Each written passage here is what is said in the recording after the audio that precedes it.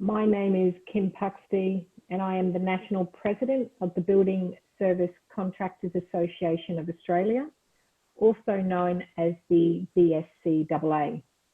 BSCAA is the peak industry representative body for the cleaning industry.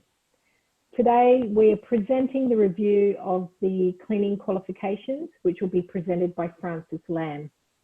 Francis Lamb is the Artibus Project Manager for the review of the cleaning qualifications, and Francis has over 35 years experience in vocational education and training, VET. Her career spans TAFE teaching, public sector roles in VET policy and regulation, and extensive involvement in training package development. With a strong emphasis on stakeholder engagement, Francis is here today to discuss the national project to review the qualifications for the cleaning sector. So before we start the platform today, we will have all participants set on mute. However, you are welcome to send any questions via chat, and we'll make some time at the end of the session for Q&A. So I'd now like to welcome Francis Lamb. Thank you very much, Kim, and good afternoon, everybody. It's lovely to see such good representation from people right around Australia. I really appreciate you coming along today to hear more about the review of the cleaning qualifications. I am going to start sharing my screen. In the slide presentation today, what I'm going to do is I hope very quickly, just give a bit of an overview of what's under review. And I'm going to go through what the process is really for the review. So there's the process and the timelines and basically how you can get involved, because we're looking for industry expertise to guide us in what's going to produce the best qualifications for the cleaning industry. So I'm going to share with you now. Okay, so what's under review? Well, we've got 3 national qualifications for cleaning: Certificate 2 in cleaning, Certificate 3 cleaning ops, and Certificate 4 cleaning management. There are a total of 60 units of competency which will be reviewed as part of this project. Just over 50 of them are specific ones relating to cleaning processes. And we also have 8 skill sets. I've listed those skill sets there. Now, some of you who work with training providers will be very familiar with the concepts here, with what a qualification is, what a unit is. Now, some people are not so familiar with the terminology that we use in the vocational education and training system. So I'm going to take just a little bit of time to give an overview of what these components are. So I'm going to start with just giving you a quick overview of what a unit of competency is. I'm just bringing up now a sample of what a unit of competency is. They're also referred to as competency standards. These are nationally agreed statements of skills and knowledge required for effective performance in a particular job function. So the unit describes the work outcomes and the standard of performance required in the workplace. Now, there is a template that's used to structure a unit. And what we have is, first of all, just quickly say, this is our code. We have the CPP, stands for, this comes from the Property Services Training Package. CCL, or some units are CLO, refers to the cleaning sector, and then just the numbering system just tells us where they are in that sequence. So we've got the title, Clean Carpeted Floors, which reflects what the outcome of the unit is. Now, the application describes how and where the unit can be used, or we'd expect it to be. So it's used in a range of workplace contexts. It also tells us who's likely to use it, and here we've got it applies to people who work under these particular conditions. It's customary for all units to have a statement about whether they're associated with licensing or other regulatory aspects of the system. For cleaning, at this point in time, there's no regulatory framework, so that statement will appear in all units.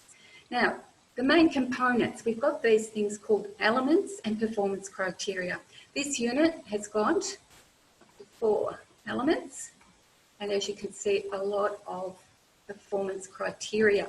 So the elements is an overview statement of the essential outcome of this section of the unit, and then the performance criteria are going to give a bit more information about what performance someone needs to be able to do. So what you have to do really to demonstrate that you're competent. So for the cleaning carpet, there's various steps that would apply as performance criteria. Next part of the unit, we have these things called foundation skills.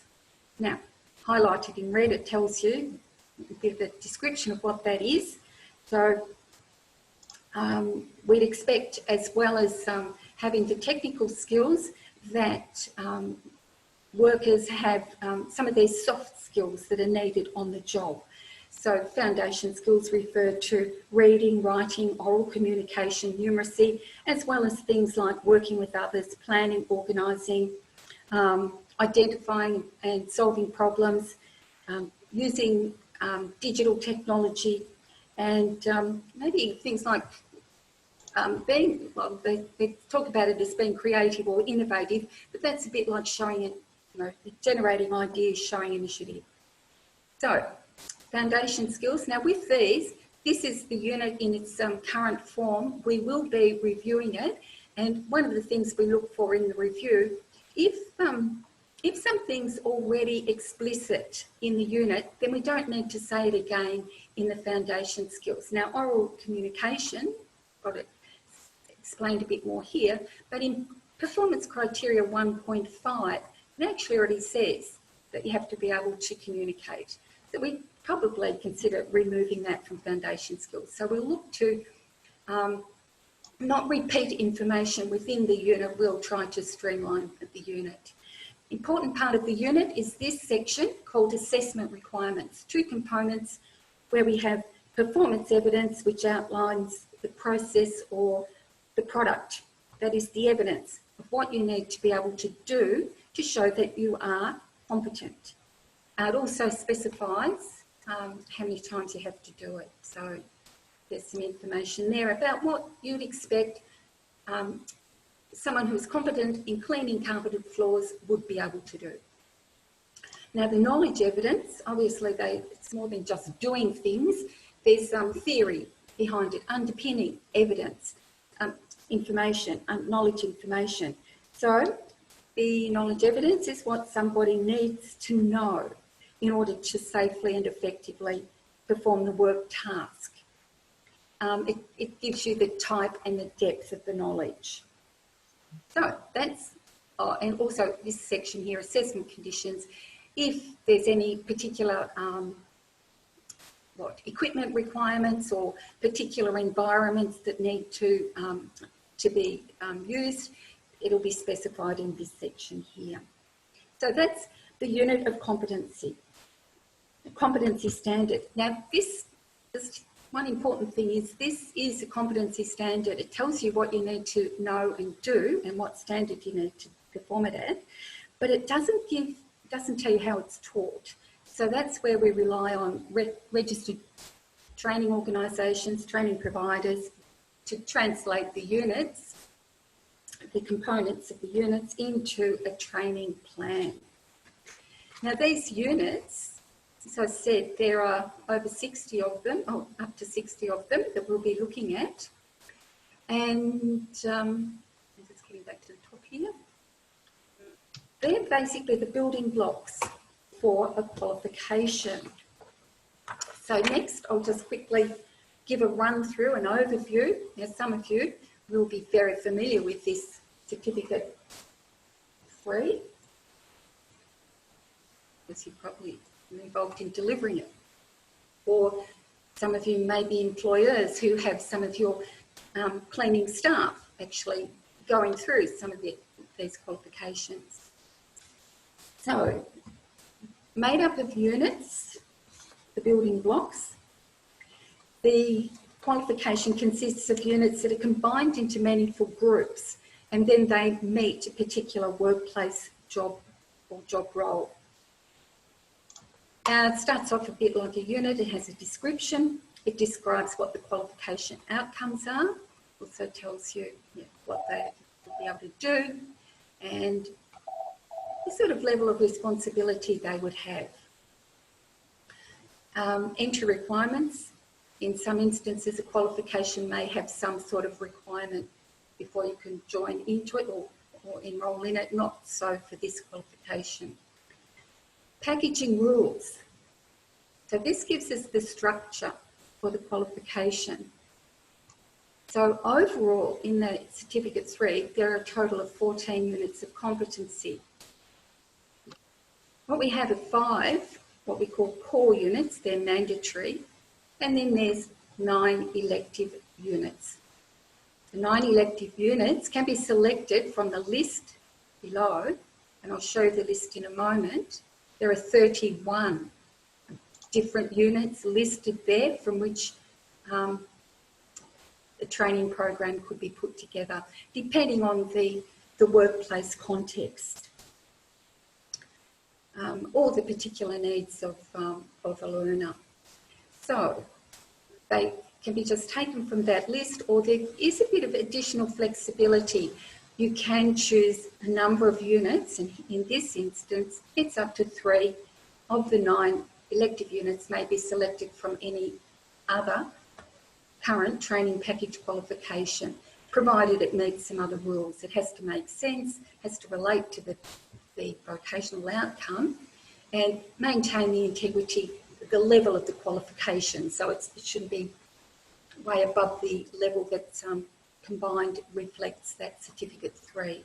And again, it should not duplicate another unit, so you don't try and double dip in it. So, core units, as it currently is in the Cert 3, you can see the 5 units there that are considered mandatory for people coming into the Cert 3. Everyone has to do those. And then the electives. Now I'll just try scrolling the page at a time, give you a chance just to read through them. Now there's, as I said, we've got a range of units, everything from, well, there's a lot here on carpet cleaning, but it does get on to cleaning wet areas, using pressure washing equipment, things like more specialist cleaning at heights, cleaning food handling areas and so on.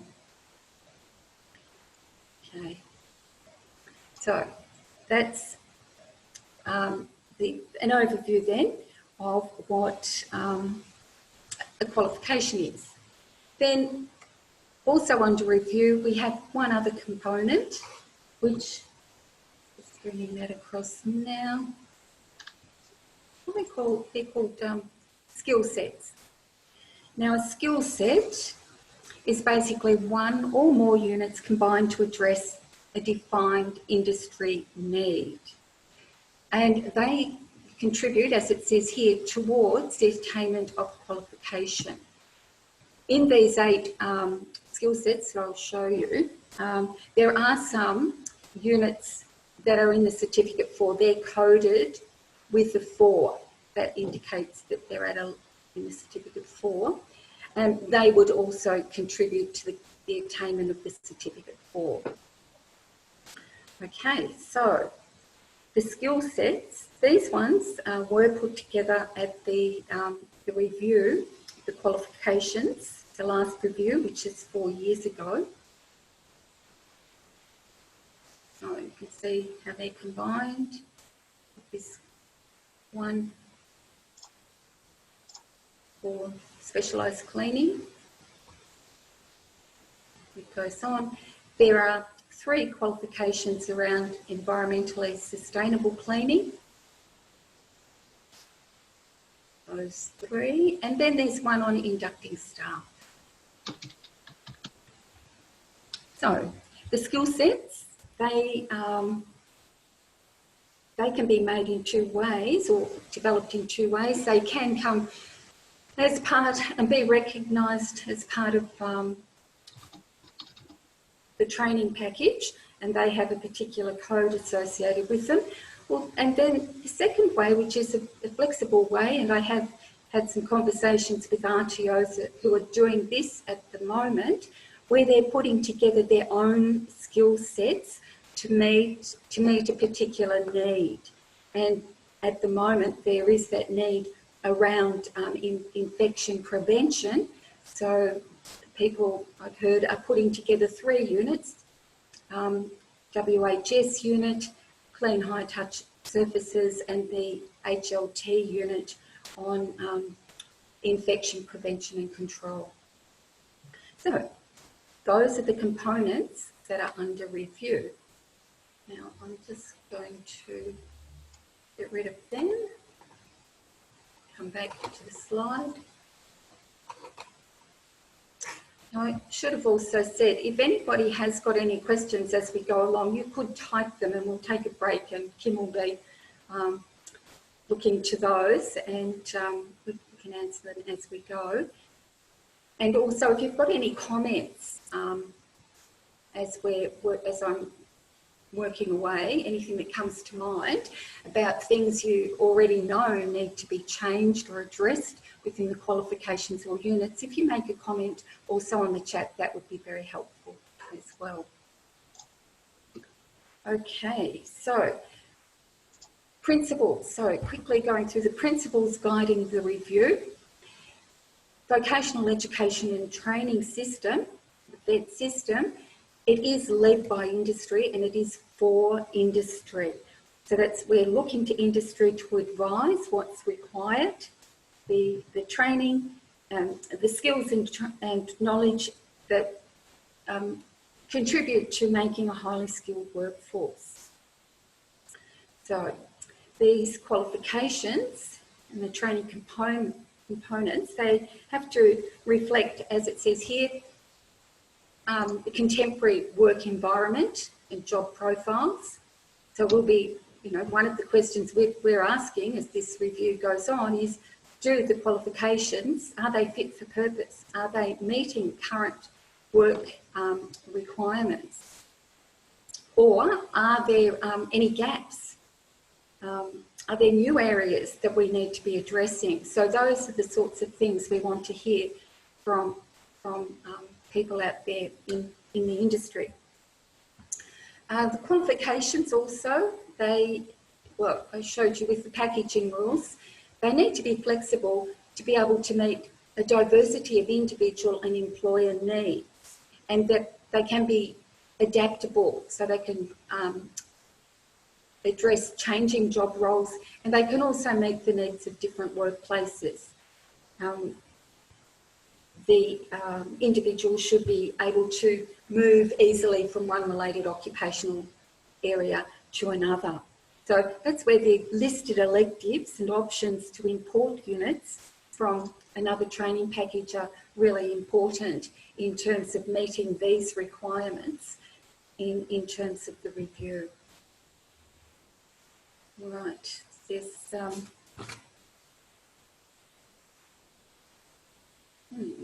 just see if I can move that. Okay, oops. Okay, another aspect of the review and the principles guiding the review, we're looking to improve also the efficiency of the training system.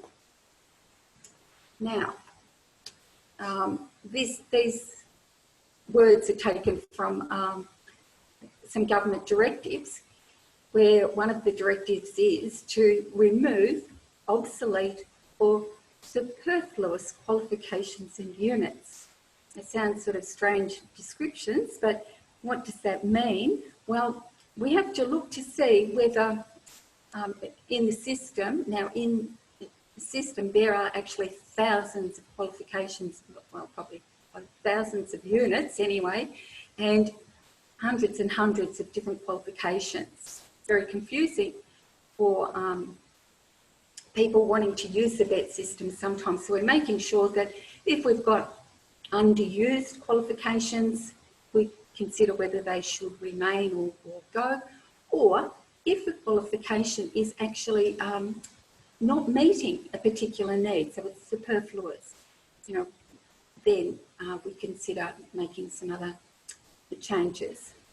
We try to use cross-sector units. So if, for instance, we had some suggestions coming from industry that what was missing in the qualifications was something like, we need people to be able to have better customer service skills or better teamwork or something like that, or that they needed to understand something about industrial relations, then we, instead of instantly developing, saying, we must develop a new unit, we would look to see if there are existing units within the system that could be used, simply imported, or that could be contextualised to meet the needs of the project.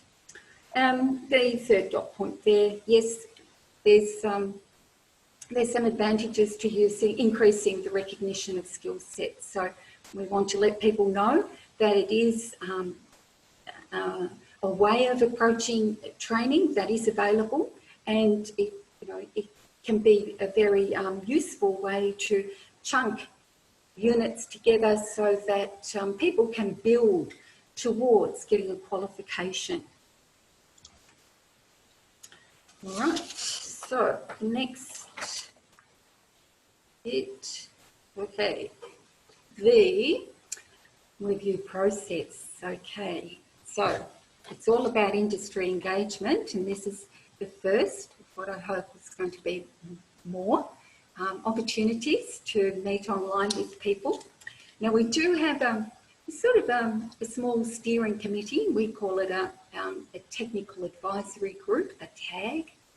We call upon people with industry expertise to nominate to be part of this TAG to help set the direction and provide industry intelligence about what skills and knowledge are required to work effectively in the cleaning industry, and to tell the project whether what we've got at the moment is fit for purpose, to suggest ways we could improve the training components that we have, and also to help in the identifying of any skill or knowledge gaps. So it's an important role.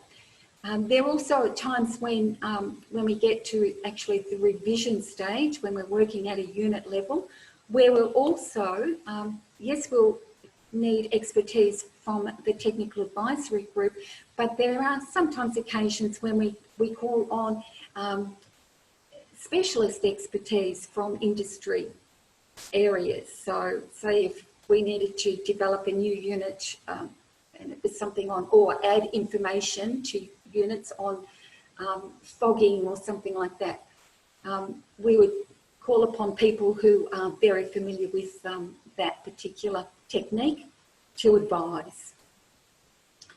All right, so there's the technical advisory group. And people, at the end, I'll tell you how you could get involved in nominating for the technical advisory group. We certainly aim for representation from around Australia. We look for representation from large and small business, different areas of expertise, and we also look to have involvement from registered training organisations, people who are involved in that important step between the translation of the competency standards, putting that into the training to develop the skilled workforce. Being on a tag, I would say too, it's a big commitment. It does involve participating in meetings, and there's quite a bit of project paperwork to read. So there'd be draft materials, and also there'd be connecting with your own networks to spread the word about the review. and also to bring any feedback you get from your stakeholders back to the project. The other thing, in terms of industry engagement, we do want to consult with stakeholders in an ongoing way. We're really encouraging people to make contact with the project, and you can do that by contacting me directly, or perhaps contacting Kim and she could let me know. So by emails or by phone calls to me in particular, that is always welcome. But when we get to the draft stages, as the project progresses, and we have the first and then a second draft. So at the first draft, so we'll put it out after we've made some changes guided by the technical advisory group. And then we're looking for broader consultation to find out if we're on the right track. All of that feedback is analysed, put back to the TAG for consideration, and then acted on where appropriate. So there'll be two key stages where the first draft in particular is where we look for the major feedback. Hopefully by the second draft we've nearly got it right, and we hope we only had, if anything, minor tweaks at the second stage. Yeah, the TAG considers it. Now, something that goes on behind the scenes, yes, we try and engage actively with the industry, but there is a time when things seem to go very quiet, and that's when we're working on the technical writing, the updates, the revisions, based on all that consultation feedback. And as I said before, we may get extra specialised technical input at that stage.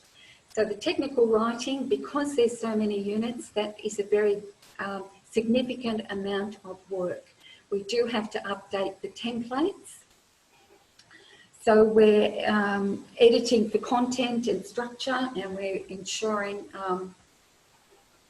that the competency is clearly expressed and it's easy for RTOs to interpret, for employers to understand, and that it does reflect up-to-date techniques and equipment and so on. And also we're looking to see that the unit doesn't duplicate other units.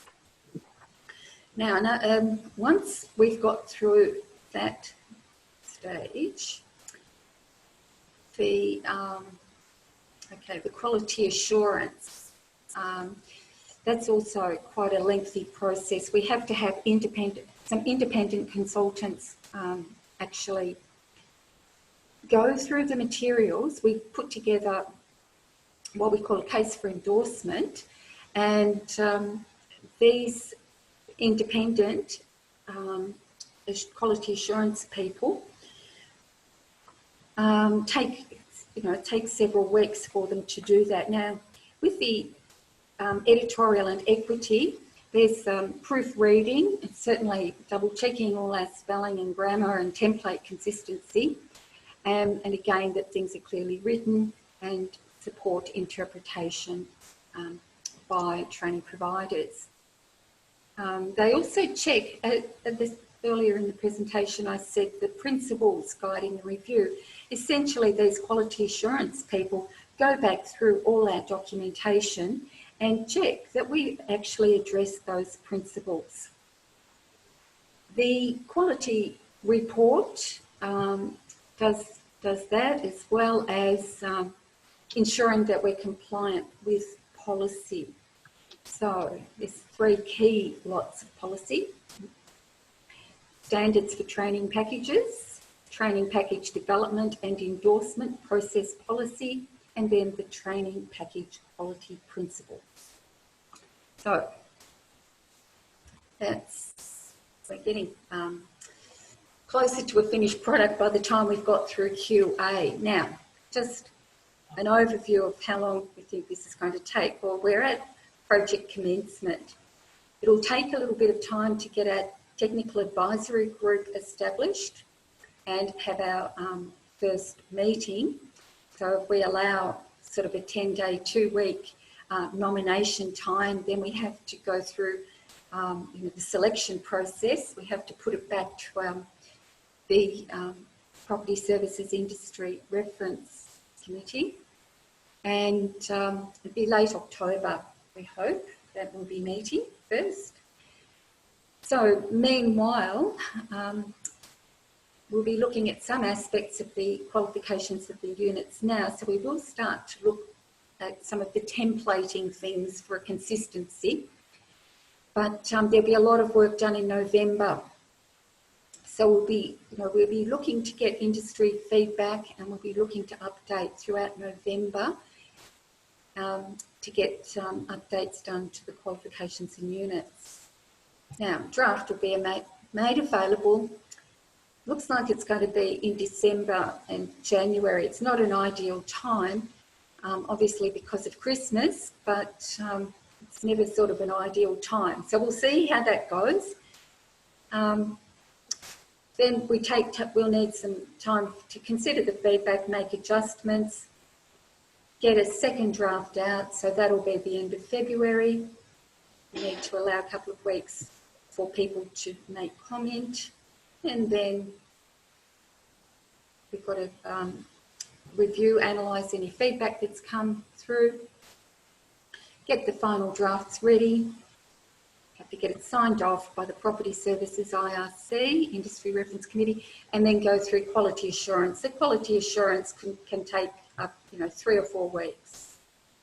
Then it has to go out to the state training authorities. So all states and territories get a final look at these revised products. They have the qualification of the case for endorsement and all the components for 2 weeks. So hopefully the states and territories will have been involved in the earlier stages. So we would have heard if they'd had any concerns, but sometimes things do come up at the last minute and we'd have to address those. But we're looking at having our case for endorsement and lodged with the Department of Education, Employment Skills and Education, DESE, by the end of May next year. And then we have to get that in 6 weeks ahead of this final body, the Australian Industry Skills Committee. But when they meet mid-year, we have to get it to the department, DESE, 6 weeks before. So there's a long lead in time. Anyway, that's project timelines. So getting involved, we want you to have your say. We want to hear from you on what you think needs to be improved. So to nominate for the Technical Advisory Group, if you go to, after this meeting, we're going to make the page go live. It won't be there yet, but there'll be an online section. We'll ask you to respond online because that way we can collate the information in one spot. If you go to the cleaning project page at that web address, and look, I can send that out to you as well after the meeting, and be able to nominate. There's a little bit more information on the tag, and then you click onto this sort of a survey, and there's 3 questions to answer. We're asking you to provide some background on your industry experience and area of expertise, why you're interested in training. So, and also we ask some information about how you'd be connecting with your network. So gathering information more broadly. And if you want to provide feedback at any point in the process, because I know not everybody's got the time or the inclination to be on a formal sort of committee, but you can still provide your feedback. And again, if you go to the project page, and my contact details are there, so you can always just keep in touch with me. So, thank you. Now, that's great. I'm hoping there's questions, comments, and I'll just stop sharing. Well, I can say that I haven't received any questions via chat. I think your presentation was very in-depth and thorough. Did anyone want to use this opportunity to ask a question at all? Or provide a comment. Things that you already know you would like to see changed. Yeah, we can just take you off mute and you can add something if you'd like. I had a question, Francis. I was wondering with the TAG, how many participants are you looking for this subcommittee? Yes. Well, look, about 8 we're looking for. Representation of about 8. You don't want to make... Sorry, and that breakdown of that representation of 8 people, obviously I'm assuming you would like some people from within the cleaning industry, some RTO, and possibly some stakeholders within the industry that are outside of those 2 realms. Would that be correct? Yes. We also will we'll look for, so we certainly get employer representation and employee representation. Now, employee representation, what we quite often do is invite a relevant union to be involved in the review process. So we'd be looking to get perhaps someone from the union to be involved as well. Yeah. And RTOs. So they bring, obviously they've got industry background as well as having knowledge of how the training system works. Yep, that sounds great. Like I said, you certainly went through a fair bit. I don't have any gaps in what you've presented. I would highly suggest to anyone, if there's anything that you think of after the presentation, to feel free to email Frances or give her a call. Even if people are unable to participate in the TAG, just to hear what your thoughts are helps with the platform of the discussions that will happen within the TAG. And I know I've shared a few ideas with Frances myself. So yeah, if there's anything that you think of, or if there's any individuals that you feel would be of benefit being a part of the TAG, you know, certainly spread the word and encourage them to participate. Was there anything else you'd like to add, Frances? No, nothing. No, nothing else. I was, I suppose, just keen to share with people sometimes what the process is. I think having worked across a number of projects, sometimes, well, I have found that if people understand what the process is, they're able to contribute more too. They can see where they fit within the process. Yeah, certainly. Well, I think you were in depth in that process, and you have mentioned as well that Artibus will make today's presentation available on the cleaning project page on the Artibus Innovators website. That's and correct. If you would like a copy of the PowerPoint, feel free to either email Frances or the BSCAA, and we'd be happy to give you a copy of that PowerPoint presentation as well. Frances, great presentation.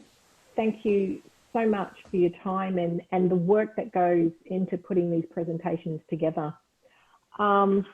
Look, I've got Bruce Whiteley. He'd just like to ask a quick question. Bruce? Yeah, is a template available, the new template you're going to use for putting these competence unit review together? Sorry, Bruce, I didn't quite hear your question. Do you have a new template available that you'll be using in the competence unit review? It's well, we're complying with the standards for training packages. When I've talked about changing, it's not going to be, it's still going to be much the same. The range of conditions probably won't be there. So we'll embed, if it's appropriate, the range of conditions throughout the unit, whether it's in the, might be more in the knowledge evidence or performance evidence or somewhere. Sure. So there'll be... My second question is, are you going to look at the duplication of units between Certificate 2 and Certificate 3? Look, certainly, yes, we will be looking at, it is a requirement for us to not have duplication or replication, so we'll be looking at that. Certainly, there are a lot of units, so we'll be double checking that there's not replication. And Francis, if I recall correctly in our early discussions, that was a very important part that you mentioned of the process.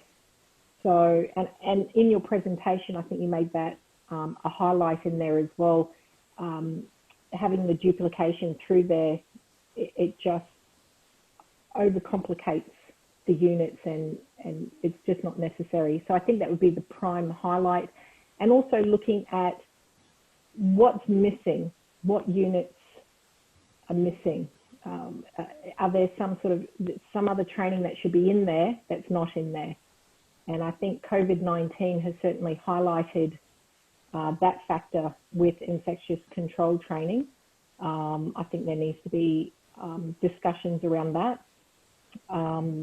And I think there should be a bit more discussion around the induction process for inducting staff, where there is a highlight in comprehension and understanding of Australian laws and IR, because we're in an environment and a society now where, you know, there's a lot of highlight on the underpayment or mistreatment of workers.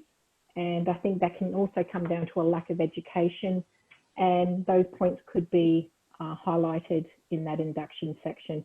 And that will be a topic that will be discussed in the TAG as well. Mm-hmm. Definitely. I'm sorry, there was a question that came through as well, Francis. Would you be able to import the infectious control unit as an elective within the package for level 2 or 3? Now, Jacinta sent that question through. Jacinta, would you like to expand on that question at all? I hope I've read that out correctly. Yeah, that's right. Look, we're one of the providers that are delivering, and I have spoken to Frances before because she did a consultation with us in corrections as well, in the corrections space. But we're one of the providers that are implementing this skill set. And so we've just got the units as individuals on scope, and we've got Cert 2 on scope, but not Cert 3. And so we've got these 2 standalone units that we're importing into the qualification. But as you were just saying with infection control, that unit or something similar that could be written to actually go in both those certificates would be perfect, because then it would give you, we'll probably at the end of the year be moving to there's an infection control one in business that's a bit more general, but something like that can be imported into the package under the rules that's already there, to, you know, that it's one of the, what would you say, identified electives, you know, or as an elective. You know how sometimes the packages have the list of electives that you can choose from, because that's one of the mandated units currently in corrections that we have to deliver, as well as the two of the Cert 3 units. And something like that, I think, would be perfect, because that's the whole thing at the moment, is that emphasis on infection control and understanding how infection and how viruses and germs spread, etc., is like that underlying knowledge within the, and it's interesting too, within the cleaning packages, yeah. Yeah. Yeah. Bronwyn, does that answer your question that you sent through with regards to that particular training? I've got a, it's probably not really a question for what we're involved in here, but we're also delivering the new COVID infection control unit, been doing that for about nearly 3 months now. And one of the issues I'm finding is within the unit and irrelevant information. It's okay if you have all age care in that. But you know, we have to, and we're finding we're able to customise, but it would be really nice to be able to have a unit like that specific for the cleaning industry, COVIDified, if we say that one. That would be just fantastic that we could develop something. And I understand we can't replicate units. Having said that, that's exactly what they've done for COVID, and slapped the COV in it and have changed nothing in it. Understand the situation of why that's occurred, but is it something that we could look at developing, or is that not possible just because everything now is infection control, and would be awesome for the cleaning industry to be able to have something a little bit more relevant without having to turn on your head to customise? Yes, okay.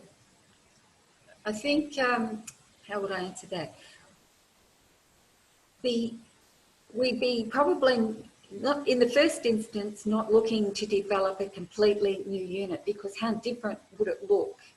I mean, it's the application of the unit in the cleaning context. But what we can do, there's another component to a training package, which is called the Companion Volume Implementation Guide. Now, they're a bit underused.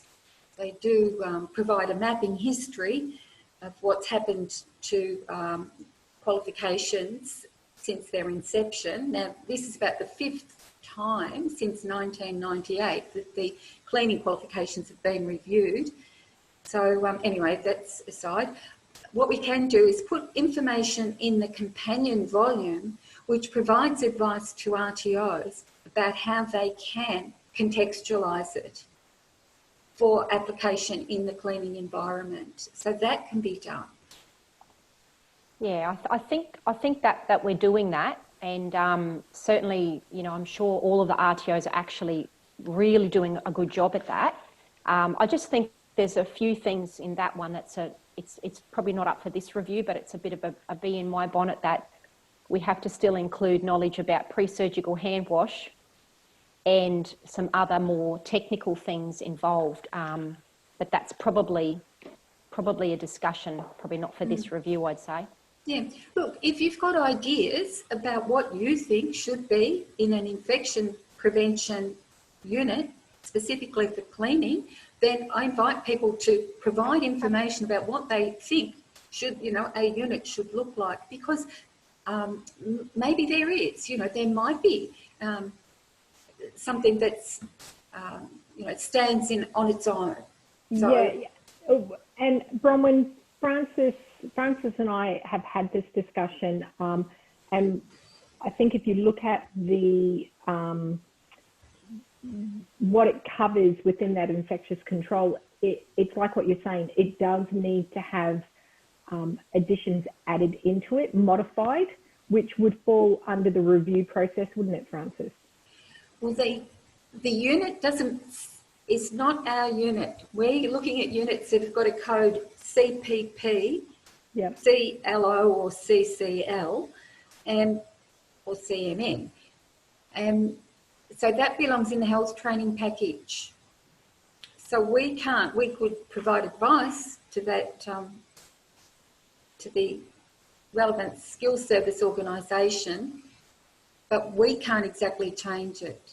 But if people are saying there's, you know, if there's something that is very distinctive about infection prevention within a cleaning environment, maybe there is room for standalone units. So if we had, you know, enough information, enough evidence for that, then we could consider developing a new unit. Yeah, I think it's like what you said, Bronwyn. It's probably a discussion in another forum, but I would have to say 110% it needs to be done. It really needs to be put in there, because the infectious control at the moment is very aged care and healthcare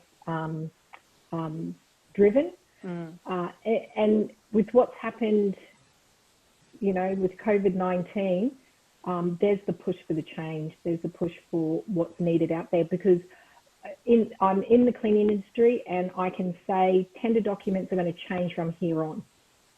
I'm currently working on 2 tenders at the moment, and even to be able to be considered for a tender, we had to submit our documentation on our COVID-19 planning and training. There's going to be a demand for that COVID-19 training in commercial cleaning. It's going to be a big push. So definitely something that we need to revisit or visit sooner rather than later. But I'm hearing what you're saying, Francis. It is outside of, a bit outside what this review of the cleaning qualifications is about. But maybe we can get 2 birds with the 1 stone and try and get something pushed through soon. Did anyone else have any other questions? I'm just a bit conscious of time. We did say for an hour today. I don't want to hold everyone up, and certainly don't want to rush anyone away. Did anyone else have anything else they'd like to add? No? Okay, well, I'm going to thank you all for your participation today. As Francis had mentioned, this process can only work successfully with people like yourselves participating. We hope to see some nominations for the TAG, and Francis is available for any questions, and so is the BSCAA. So yeah, once again, Francis, thank you so much for your time today and for all the work in putting this together. It's, you know, it's going to be good to get through it all. So thank you, everyone. Thank you, Kim and Verity behind the scenes. And thanks everyone for coming. And I must say, it's very nice to meet you all. And I look forward to having further contact and your involvement in the review. Thank you, Francis. Okay. Thank you, everyone. Thank you.